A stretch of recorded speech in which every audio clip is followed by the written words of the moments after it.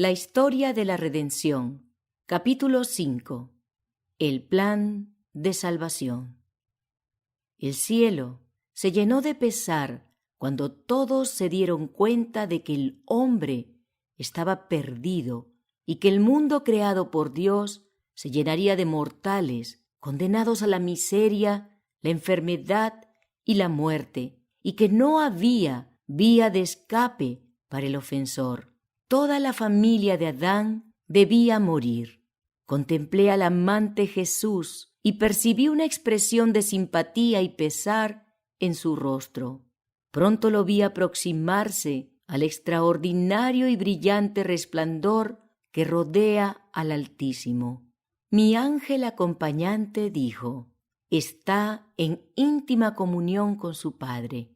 La ansiedad de los ángeles parecía ser muy intensa mientras Jesús estaba en comunión con Dios.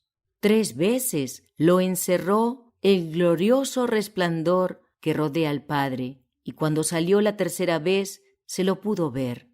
Su rostro estaba calmado, libre de perplejidad y duda, y resplandecía con una bondad y una amabilidad que las palabras no pueden expresar. Entonces informó a la hueste angélica que se había encontrado una vía de escape para el hombre perdido. Les dijo que había suplicado a su Padre y que había ofrecido su vida en rescate, para que la sentencia de muerte recayera sobre él, para que por su intermedio el hombre pudiera encontrar perdón, para que por los méritos de su sangre y como resultado de su obediencia a la ley de Dios, el hombre pudiera gozar del favor del Señor, volver al hermoso jardín y comer del fruto del árbol de la vida.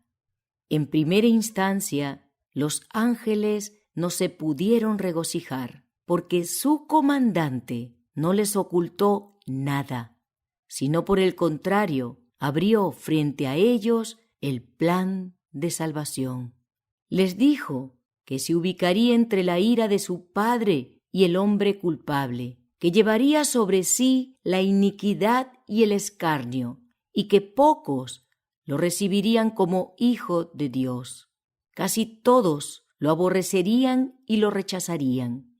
Dejaría toda su gloria en el cielo, aparecería sobre la tierra como hombre, se humillaría como un hombre, llegaría a conocer por experiencia propia las diversas tentaciones que asediarían al hombre, para poder saber cómo socorrer a los que fueran tentados, y que finalmente, después de cumplir su misión de maestro, sería entregado en manos de los hombres para soportar casi toda la crueldad y el sufrimiento que Satanás y sus ángeles pudieran inspirar a los impíos, que moriría la más cruel de las muertes, colgado entre el cielo y la tierra, como un culpable pecador, que sufriría terribles horas de agonía, que los mismos ángeles no serían capaces de contemplar, pues velarían sus rostros para no verla. No sólo sufriría de agonía corporal, sino de una agonía mental, con la cual la primera de ningún modo se podía comparar. El peso de los pecados de todo el mundo recaería sobre él. Les dijo que moriría y se levantaría de nuevo al tercer día, y que ascendería a su Padre para interceder por el hombre extraviado y culpable. La única vía posible de salvación. Los ángeles se postraron delante de él, ofrecieron sus vidas. Jesús les dijo que mediante la suya salvaría a muchos, y que la de un ángel no podía pagar esa deuda. Solo su vida podía ser aceptada por su Padre como rescate en favor del hombre.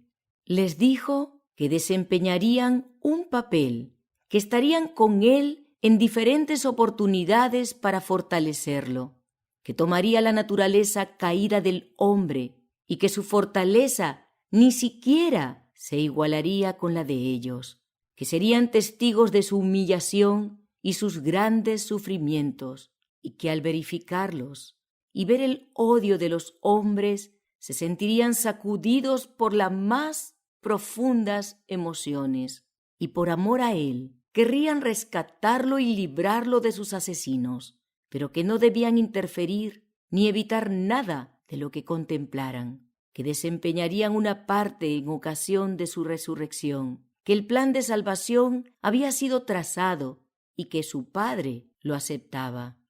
Con santa pesadumbre, Jesús consoló y animó a los ángeles y les informó que después de estas cosas, los que él redimiera estarían con él y que mediante su muerte rescataría a muchos y destruiría al que tenía el poder de la muerte, que su Padre le daría el reino y su grandeza debajo de todos los cielos y que lo poseería para siempre jamás. Satanás y los pecadores serían destruidos y no perturbarían nunca más el cielo ni la nueva tierra purificada. Jesús encareció a la hueste celestial que aceptara el plan que su Padre había aceptado y que se regocijaran en el hecho de que por medio de su muerte el hombre caído podría de nuevo ser exaltado para obtener el favor de Dios y gozar del cielo. Entonces éste se llenó de un gozo inefable y la hueste angélica entonó un himno de alabanza y adoración. Pulsaron sus arpas y entonaron una nota más elevada que nunca antes por la gran misericordia y la condescendencia de Dios al entregar a su muy amado para que muriera por una raza de rebeldes. La alabanza y la adoración se derramaron por la abnegación y el sacrificio de Jesús, por el hecho de que consintiera en dejar el seno de su Padre y eligiera una vida de sufrimiento y angustia para morir una muerte ignominiosa con el fin de dar vida a otros. El ángel dijo: ¿Piensas tú que el Padre entregó a su amado Hijo sin conflicto alguno? No, no. El mismo Dios del cielo tuvo que luchar para decidir si dejaría perecer al hombre culpable o daría a su amado Hijo para que muriera por él. Los ángeles estaban tan interesados por la salvación del hombre que se podía encontrar entre ellos a quienes hubieran estado dispuestos a abandonar la gloria y dar su vida por el hombre perdido. Pero, dijo mi ángel acompañante, de nada valdría. La transgresión es tan grande que la vida de un ángel no puede pagar la deuda. Nada, fuera de la muerte y la intercesión de su Hijo, podía pagar la deuda y salvar al hombre perdido del pesar y la miseria sin esperanzas. Pero a los ángeles se les asignó una tarea, es a saber, subir y bajar con el bálsamo fortalecedor procedente de la gloria para suavizar los sufrimientos del Hijo de Dios y servirle. También tendrían la tarea de guardar y proteger a los súbditos de la gracia de los ángeles impíos y de las tinieblas que constantemente arrojaría contra ellos Satanás. Vi que era imposible que Dios alterara o cambiara su ley para salvar al hombre perdido y a punto de perecer. Por eso permitió que su amado Hijo muriera por la transgresión del hombre. Satanás se regocijó una vez más con sus ángeles de que hubiera podido derribar al Hijo de Dios de su exaltada posición al provocar la caída del hombre. Dijo a sus ángeles que cuando Jesús tomara la naturaleza del hombre caído, podría dominarlo e impedir que cumpliera el plan de salvación. Se me mostró a Satanás como fue una vez, un ángel feliz y exaltado. Después lo vi como es ahora. Su aspecto sigue siendo principesco, sus rasgos siguen siendo nobles, porque es un ángel caído, pero la expresión de su rostro está llena de ansiedad, preocupación, infelicidad, malicia, odio, deseos de causar daño, engaño y toda clase de mal. Observé en forma especial esa frente que fue tan noble. A partir de sus ojos comienza a retroceder. Observé que por tanto tiempo se ha inclinado al mal que toda buena cualidad se ha rebajado y se ha desarrollado todo rasgo maligno. Sus ojos son astutos, irónicos y manifiestan profunda penetración. Su cuerpo es grande, pero su piel cuelga suelta de sus manos y su rostro. Cuando lo contemplé, su barbilla reposaba sobre su mano izquierda. Parecía que estaba entregado a una profunda meditación. Una sonrisa se dibujaba en su rostro que me hizo temblar, pues estaba llena de maldad y de astucia satánica. Es la sonrisa que esboza justamente antes de apoderarse de su víctima, y cuando la entrampa en sus redes es cada vez más horrible.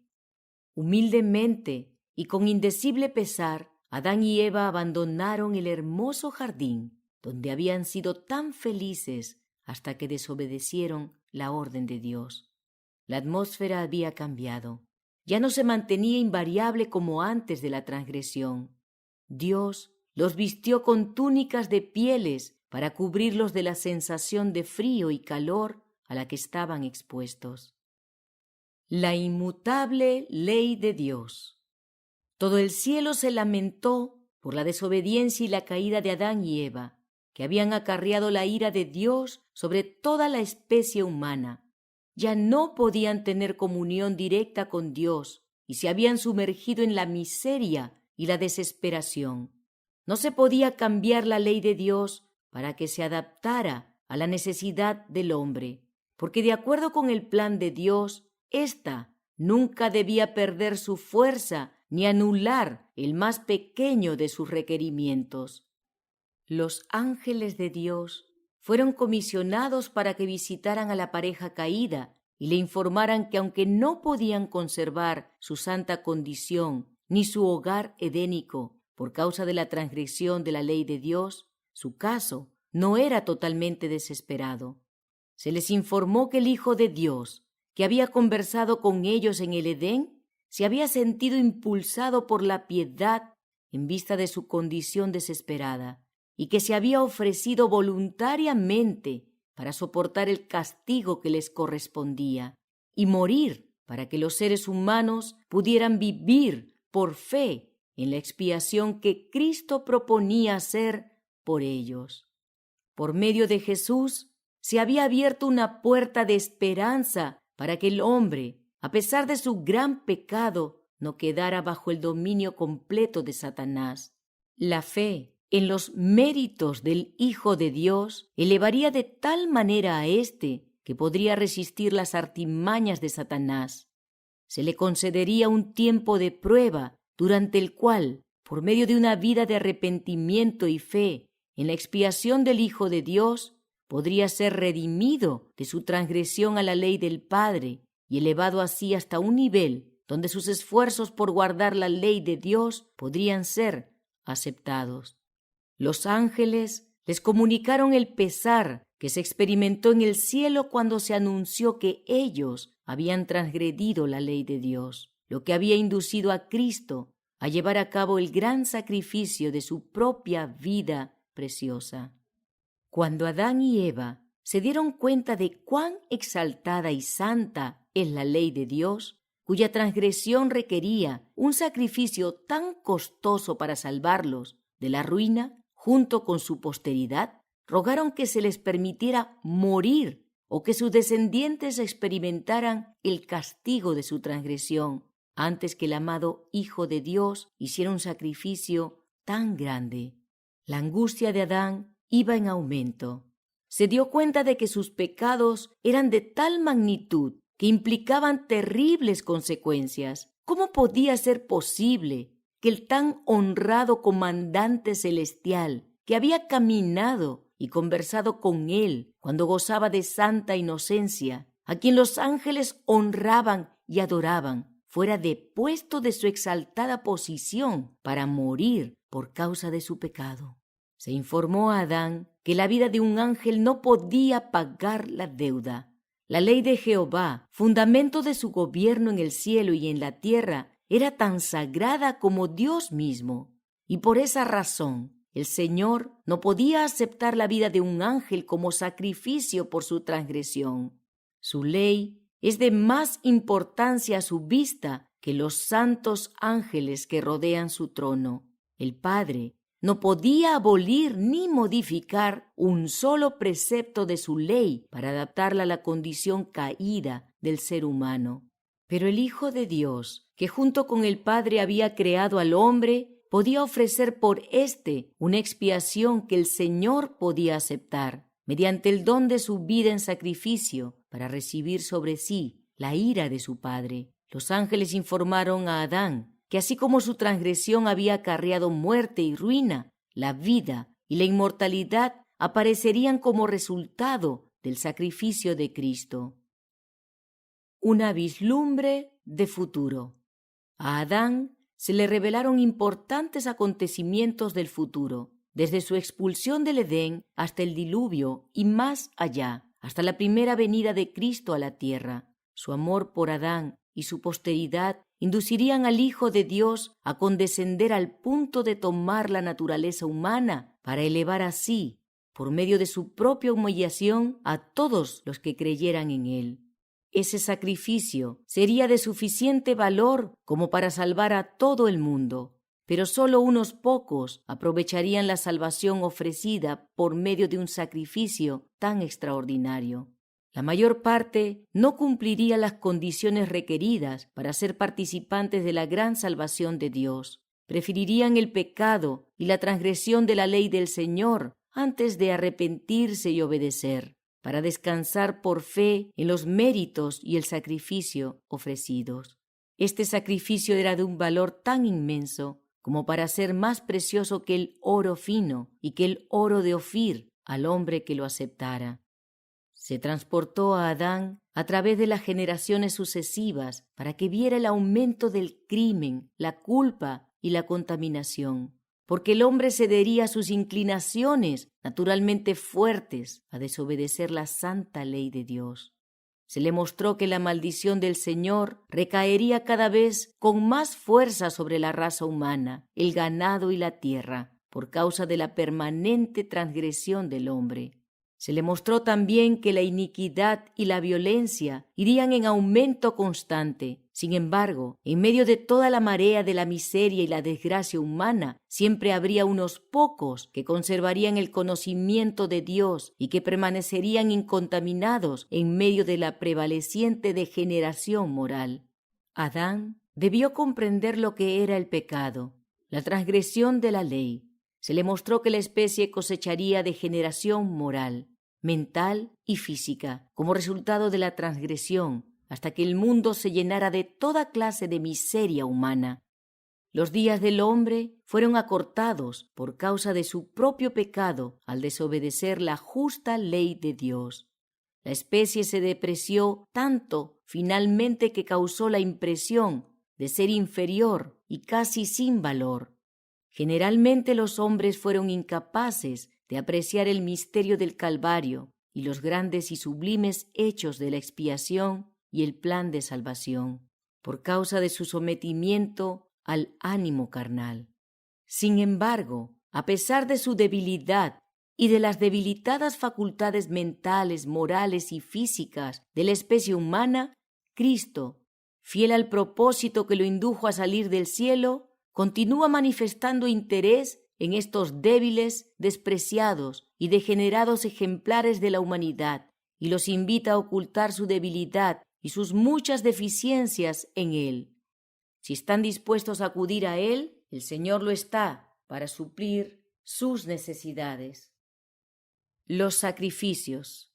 Cuando Adán, de acuerdo con las indicaciones especiales de Dios, presentó una ofrenda por el pecado, fue para él una ceremonia sumamente penosa. Tuvo que levantar la mano para tomar una vida que solo Dios podía dar, para presentar su ofrenda por el pecado. Por primera vez estuvo en presencia de la muerte. Al contemplar la víctima sangrante en medio de las contorsiones de su agonía, se lo indujo a observar por fe al Hijo de Dios, a quien esa víctima prefiguraba, y que moriría como sacrificio en favor del hombre. Esta ceremonia, ordenada por Dios, debía ser un constante recordativo para Adán, como asimismo un reconocimiento penitencial de su pecado.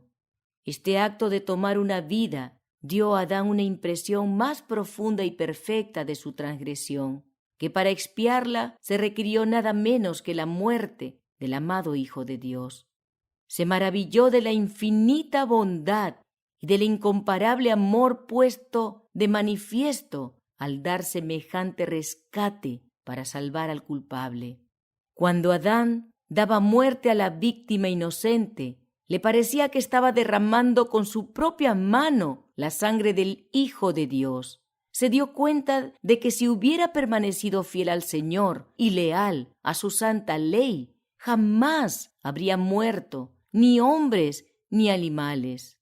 No obstante, los sacrificios, al señalar hacia la gran y perfecta ofrenda del amado Hijo de Dios, le permitían vislumbrar una estrella de esperanza que iluminaba las tinieblas de su terrible futuro y le proporcionaban alivio en su total desesperanza y ruina.